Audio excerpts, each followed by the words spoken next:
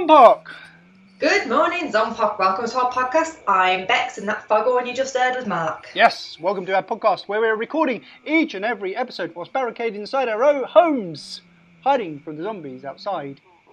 Yep, the zombie apocalypse hit Britain 3 or 4 months ago. I've lost track, it's too much wine. I'm in Manchester, Marc's in London. We're currently stuck in our homes with little power or supplies and using the teeniest little bit of Wi-Fi signals to record and upload this podcast to you. Yes, thanks to a couple of crazy Virgin Media employees, Rob and Jamal, for keeping the internet on for us. So thanks, guys. Yeah, dude, you crazy pair, keep doing what you're doing.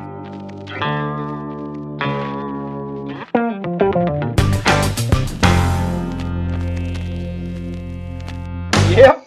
Alright, okie doke. The first part, the bit that we do every week as part one of the show, is emails. So every week, sort of at the beginning, we like to look at our emails, read some out, try and help people out.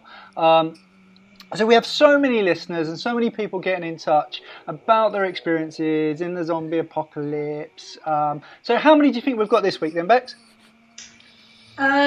Well, I reckon we've probably got none. Well, none you'll probably like anyway. I mean, have we got any about shagging zombies again? Oh, dear. Do you know what?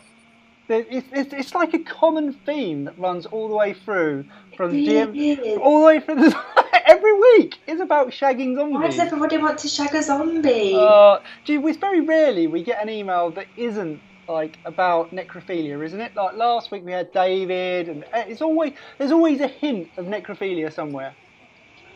Yeah, always. Yeah. Yeah. People really need to send us emails that don't have to do with bonking zombies. Think of it now. It makes me feel sick. It makes me nauseous. Okay, Bex, I have a surprise. Hang on. All right. I've just had an email. It's literally just arrived. Hang on, I'm just. Ping. Yeah, well, it didn't make. That was good timing. That. It was. Oh, it's from Scarlett Bush. I love Scarlett. Scarlett Bush, who's a regular listener. For people who don't know, Scarlett Bush is I would like to say an experienced lady is what I would like to call her. That's putting it nicely. Yeah, I think she's a woman of the world. She's surviving using her wits alone, and whatever else she has to hand. Right, okay, are you ready? I can't do Scarlett's voice, so I'm just going to have to use my own voice. So, I was heartbroken to hear Dave's email and a bit surprised he lived long enough to write it. So obviously, if you didn't listen last week, go back and listen. Stop being a dick. Obviously, last week we had an email from Dave about shagging his zombie girlfriend. So that's what Scarlett is referring to. She says, "Please tell the listeners not to have sex with zombies." But do we really need to tell people? We've got to stop. It's like a basic thing, right? It's like common knowledge. It's common knowledge. Just don't do it. So the next sentence is just not safe on so many levels. I'm trying to think of all the different levels it's not safe. I'm guessing family planning isn't one of the levels. It's not. I don't think it really matters. I think it's just death and grossness. They're the two levels I can think of. Just like and like both of those levels. Anyway, so they're the levels.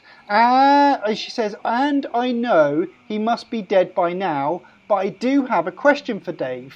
Well, I don't. I'll read it out. He's not succumbed to his zerpies. Yeah, he's got zerpies. Okay, did he use lube? ?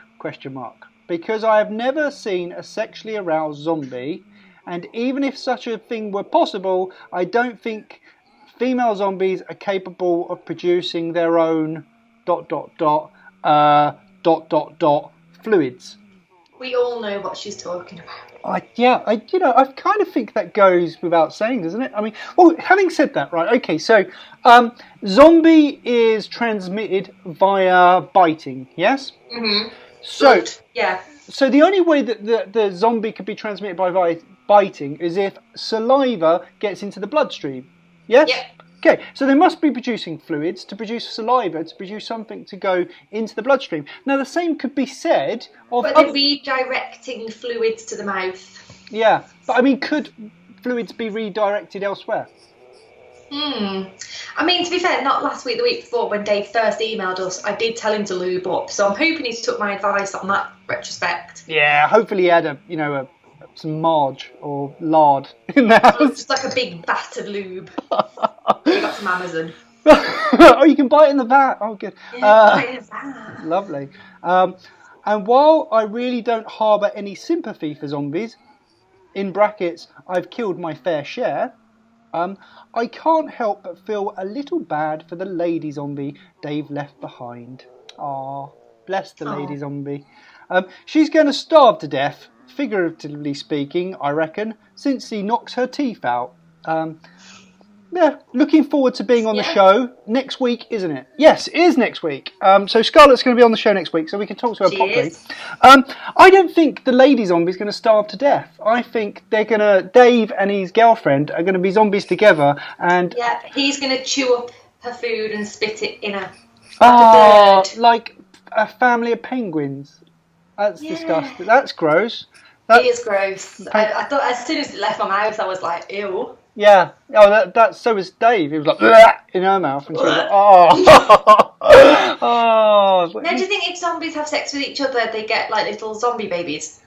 I don't think it's possible. Surely, because they're rotting from the neck down, aren't they? It's only their brains that is not rotting. So surely that's impossible.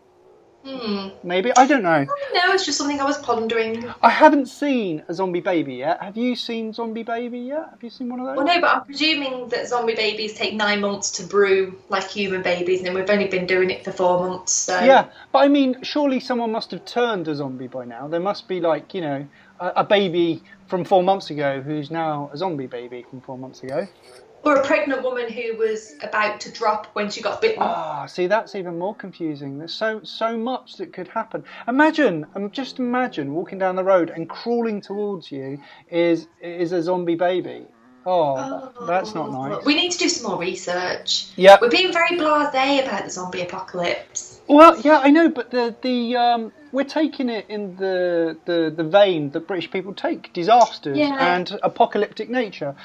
We take the piss out of it a little bit and then just carry on as usual. Have a nice cup of tea. A nice cup of tea. Okay, I think that's emails for this week. That's the only email we had. And again, it was about zombie sex. So, who the fuck? I don't know. Okay, so... This is just going to be a regular occurrence. Oh, you know it is. So if anybody would like to send us an email, bearing in mind that we have our sexual health expert next week, Scarlett Bush is going to be our guest. So obviously, if you have a question for our podcast and you want... Post-apocalyptic sexual questions? Yes, any of those, then please pose them to us. You will make us gag a little bit and a little bit of bile. Just be sitting our mouths while we present the rest of the podcast. But if you want to do that, it's wineandgiggles@gmail.com. wineandgiggles@gmail.com.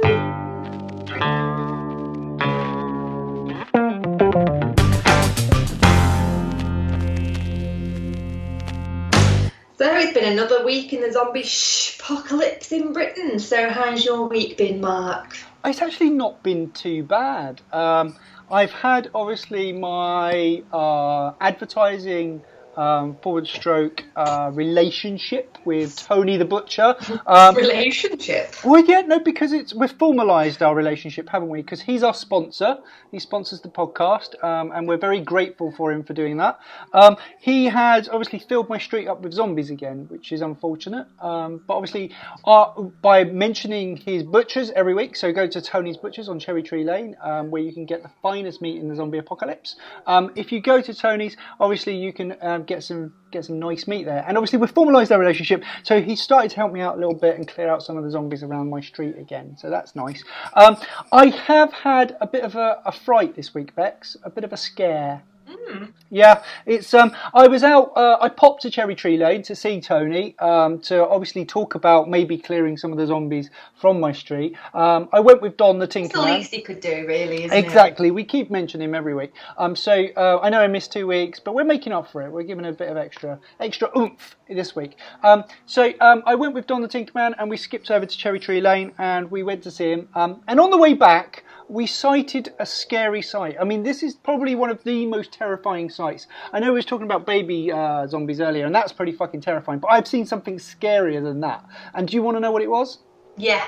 It was in the bushes, hiding near my house, not far, a stone's throw from my house, was a zombie clown.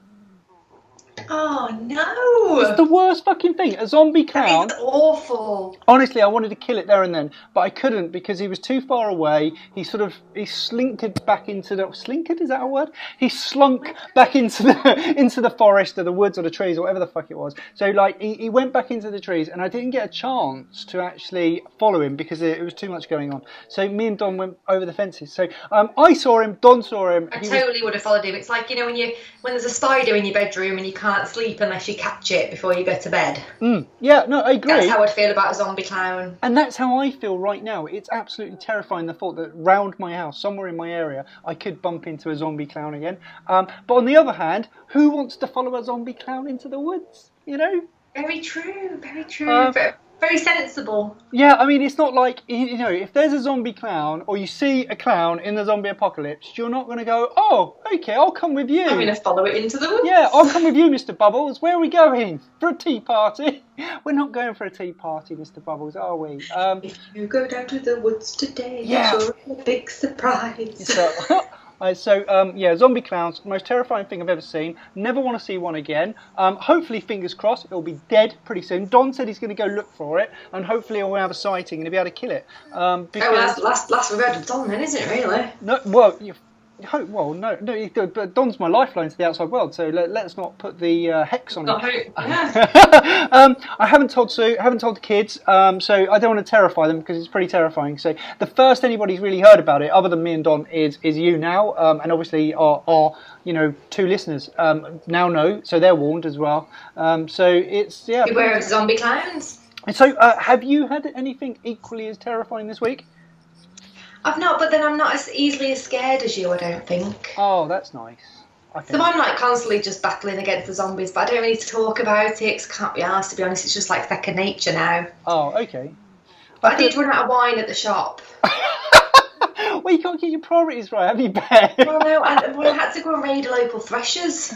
Oh, no, you've gone down a peg or two. First of all, I started off with the corner shop Pinot, and now, I feel like I've got a bit more upmarket with threshers. Yeah, nice. I hope you, you get a loyalty card while you're there. Well, yeah. The amount of wine I took away with me, it was lots of points, lots of loyalty points I think I got there. So, I'm well stocked on the wine front. I've not really got much food, but... Yeah, well, you should, be able to smile your way through the apocalypse anyway. For the next few weeks... That's exactly what I'm doing. If nothing else, you're going to be happy, and that's important, isn't it? Well, that's, got to keep the depression at bay. Well, you don't want that to settle in, do you? That's the thing. It's the problem with depression. It can settle when you're least expecting it. This way, you're using, you're self-medicating to make sure I'd rather be drunk, happy, and, hungry than sad and full. Yes. Oh, like a zombie clown. Plus, if I'm hungry, it takes less wine to get me bladdered, so it's all good. It's true. I imagine a zombie clown is full and satisfied, but sad. Ultimately unfulfilled. A sad zombie clown. Yeah, I imagine. Okay, right. I think that's our updates for this week. Unless you've got anything else to add, Bex. Have you got anything else to add for this week? No, it's again apocalypse. Yeah, I might have a decent story next week. Yeah, you going out? You got plans? Well, I do need some food. Maybe not just for me, but for the toddler. Yeah, he'll need something. He's starting to get a bit peckish. He's looking at the dog with hunger in his eyes. So I think I'd best go out and get him something, I think. Not a problem. Right, okie doke. Right, that's the end of part 2. So, part 3 coming up.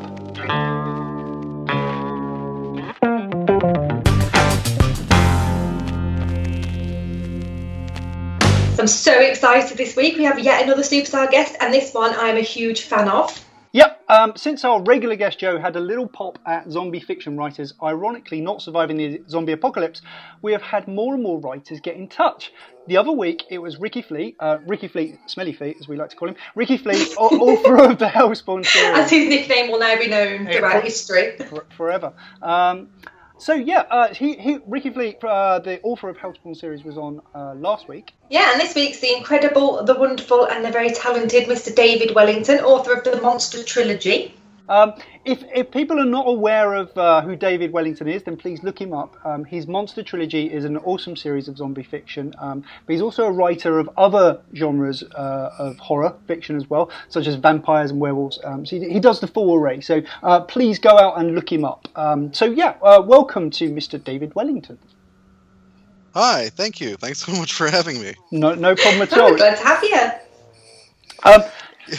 So you are surviving the zombie apocalypse there in the US, David. So you seem to be doing well. We do have a history of zombie writers not surviving the apocalypse, so we've heard. But you seem to be surviving well.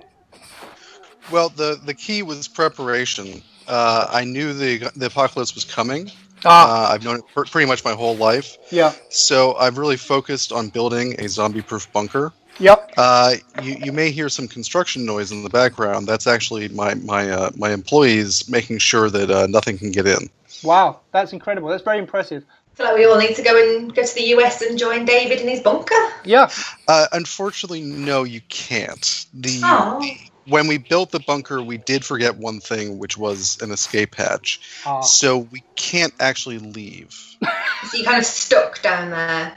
Well, it's not like there's anything up on the surface that we would really want to experience or see. So I don't consider myself stuck as much as safe.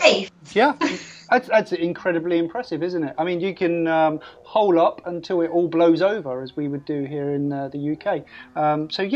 It's amazing. You can just sit there and write more books.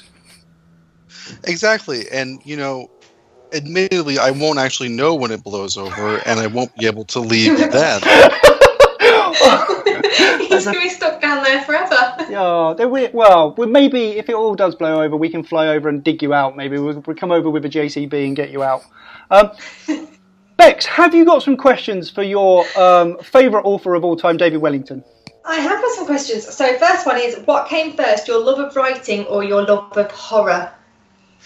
Writing, I think I started writing when I saw Star Wars for the first time. I'm old enough that I saw it in the theater, and it blew my mind, as it did for so many other people. And I went home, and I realized the horrible realization that I was trapped in the 1970s, which meant that there was no more Star Wars. There was just the one movie. So if I wanted more Star Wars, I would have to write my own. So I started writing science fiction, and I always considered myself a science fiction writer. And in fact, when I wrote Monster Island, my first published novel, I thought it was a science fiction novel. It's about zombies. I clearly did not understand the genre that I was writing in, but it all worked out. So, but yes, as far as the love of horror, that starts probably right around the same time. I think it was The Addams Family on television. I don't know. Did you guys ever see The Addams Family in the UK? Yeah. No, we have that. Okay, great.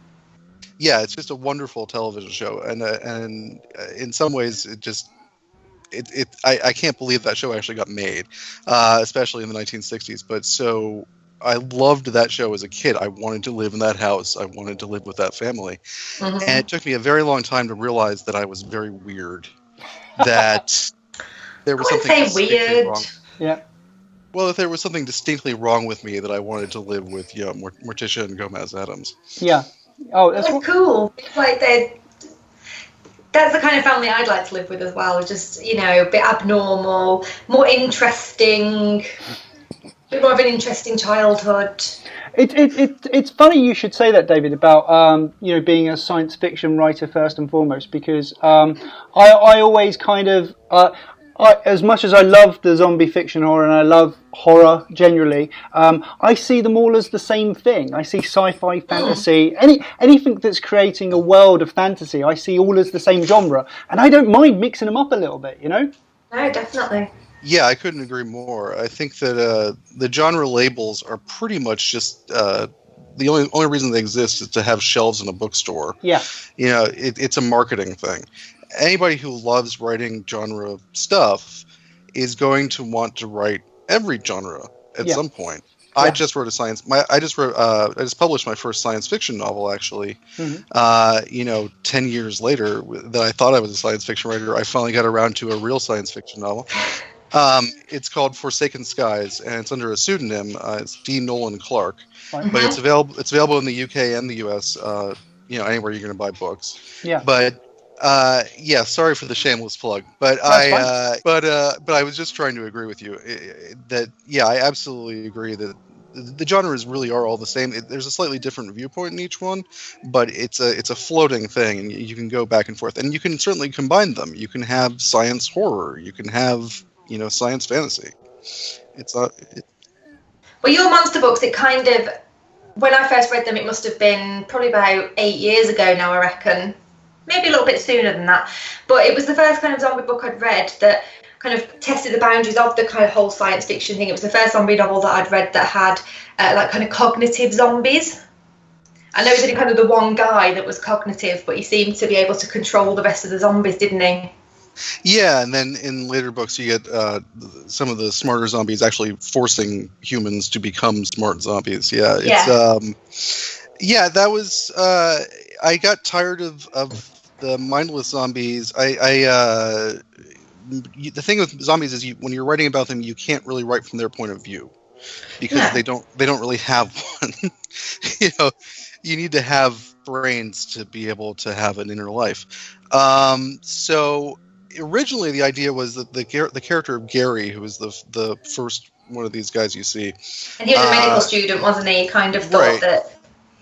Yes, exactly. He was a medical student who realized that if you could keep oxygen flow to your brain as you were dying, you could come back as a zombie, but also, with your intelligence intact.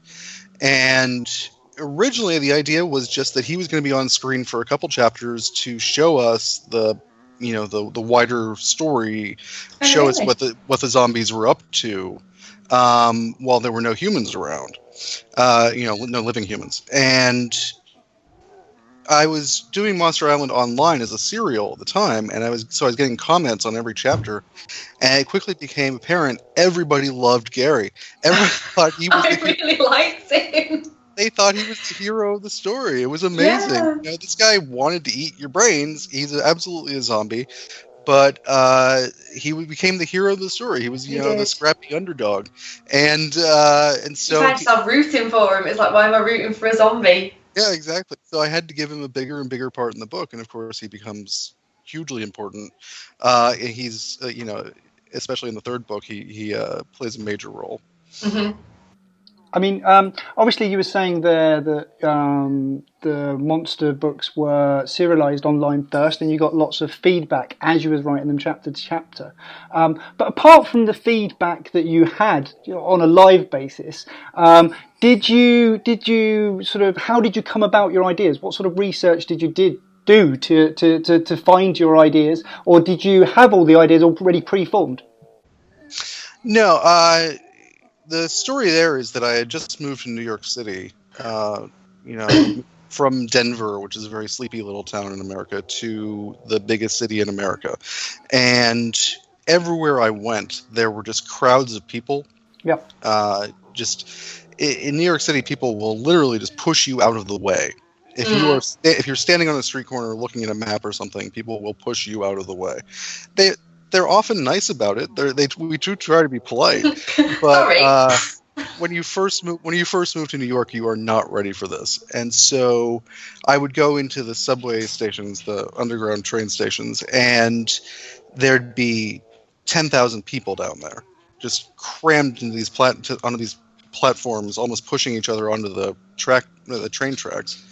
And I just got in this incredible paranoid misanthropy developing in my head, where I was just like, all these people were trying to destroy me, and something just snapped in my head, and I was like, oh yeah, if they were all zombies, that would make a good story. So yeah, I would not want to go to a New York tube station with all those zombies.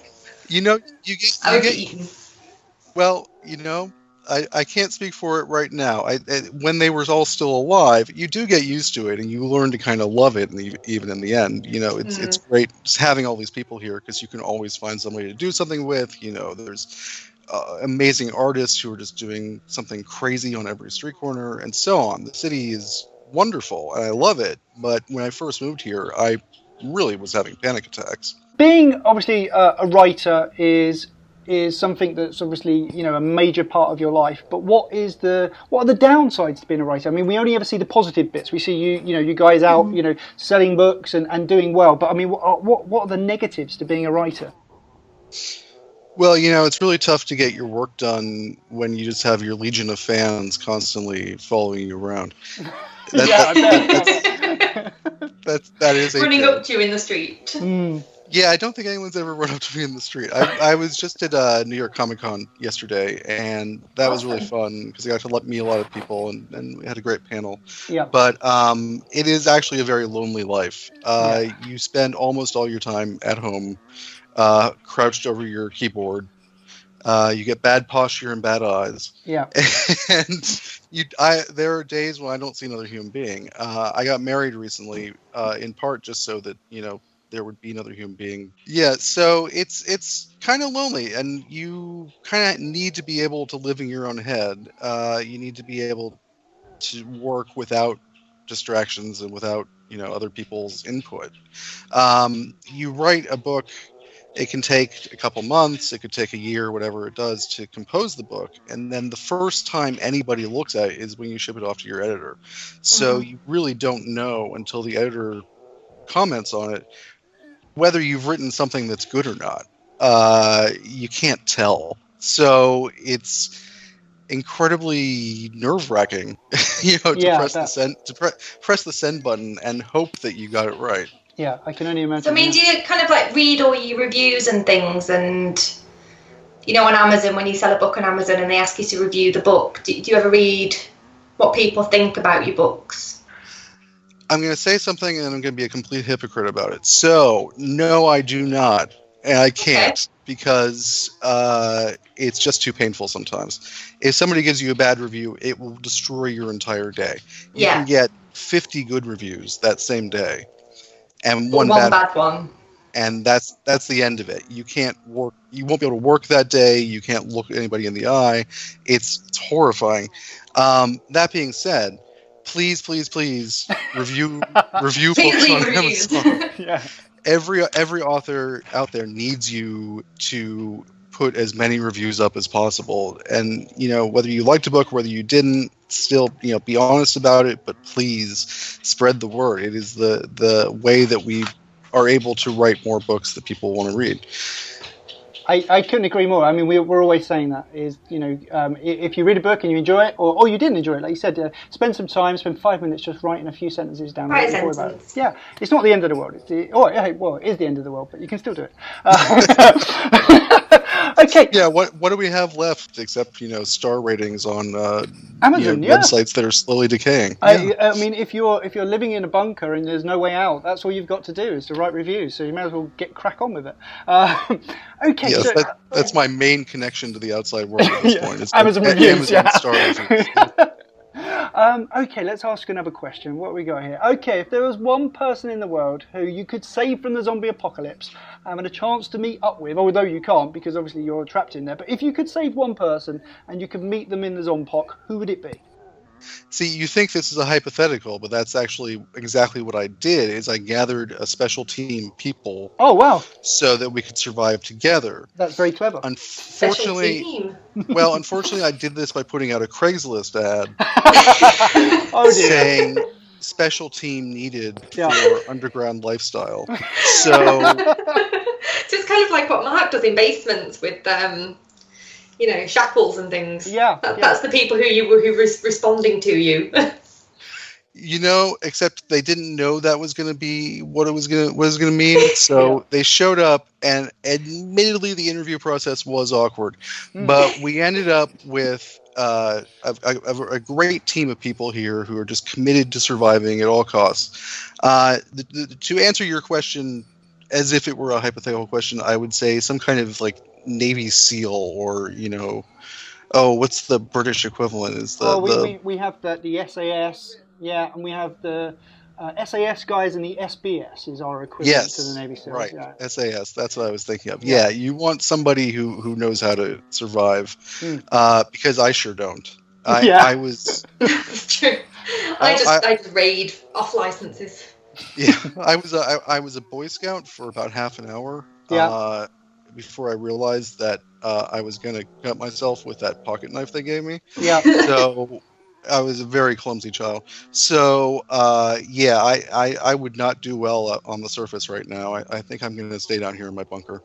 Cool. It's something you do get used to, David. I mean, I'm a very clumsy human being all the time, literally 100% of the time. But I've survived, so there you go. Okay, so I think that's it for the interview, isn't it? I think that's all of our questions over. It is. So thank you, David, for such a wonderful interview. But before you leave, we'd like to have a little bit of fun and play a couple of quick games if we could. Actually, I think we might just do one game if that's all right, Bex. Yeah, which one do you want to do? The King of Zombie Fiction one? King of Zombie Fiction. So,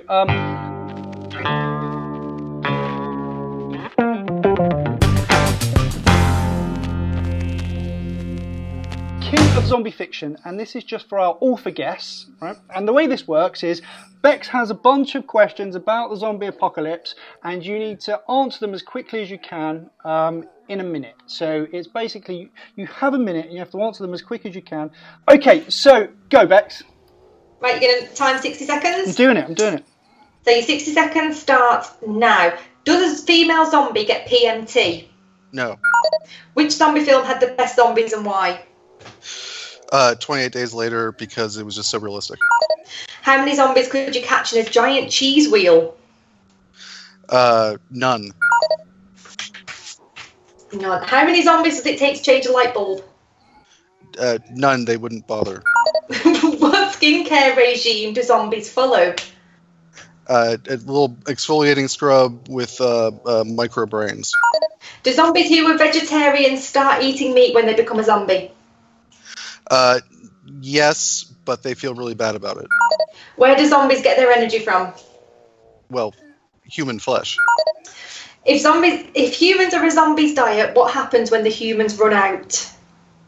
The zombies will be very sad. What is the zombie version of Eat 5 a day? It's just brains. Five brains.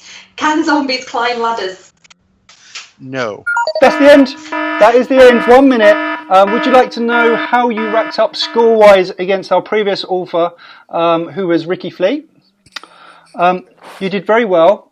You got 12 questions, and you answered 12 questions within a minute, which is the same as what Ricky got. So that puts you at the top of our leaderboard. So you are currently the king of zombie fiction for this week. Hey, all right. How about that? Yay! Not bad at all. My life has meaning. It does. I mean, We need claps. yeah. We shall have a round of applause for David for being a wonderful sport and having such a fantastic interview with us. I really appreciate you taking time out of your busy schedule of obviously sitting there in your bunker and talking to us, because that's wonderful.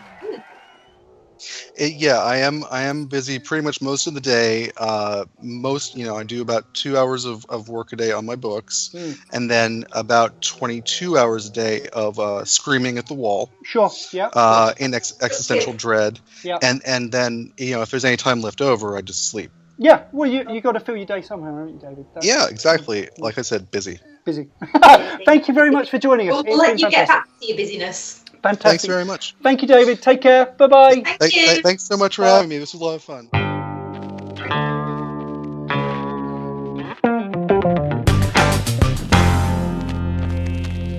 Another action-packed podcast in the apocalypse this week.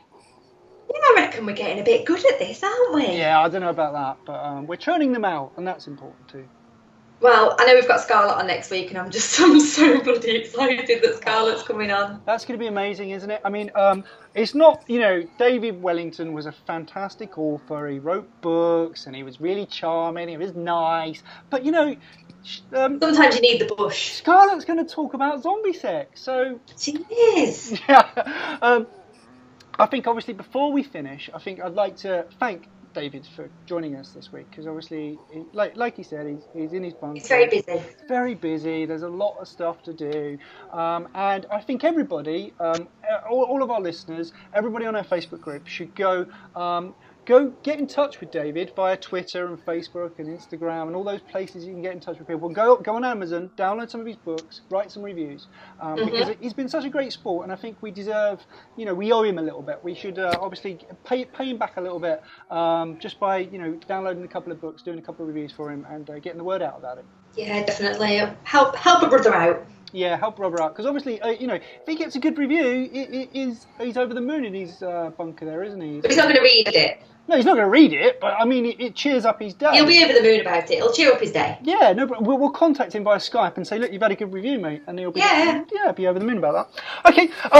So thank you. Thanks for everyone for listening. Yeah, thank you to everyone for listening. Thank you for our guest. Can't wait till next week. There's going to be more zombies. There's going to be more guests. There's going to be more. I don't know. What else do we do? Emails. We do emails. There'll be more of them. We do emails. We just generally talk a lot of shit. Yeah, we talk a lot of shit. There'll be more of that.